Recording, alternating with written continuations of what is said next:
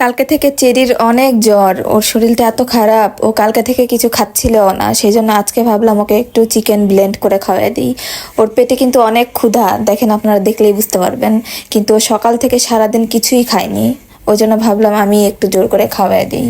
চিকেনটা সিদ্ধ করে নিয়ে কুসুম গরম পানি দিয়ে ব্লেন্ড করে নিছি, যাতে ওকে এভাবে ড্রপ দিয়ে খাওয়াতে সুবিধা হয়। চোখ দিয়ে পানি এসে গেছে, দেখেন আমার সোনা বাচ্চাটার চোখে পানি টলটল করতেছে। একটু পরপর ওর গা কাঁপতেছে, কিন্তু ও গায়ে কম্বল রাখতেছে না, শুধু ফেলে দেয়।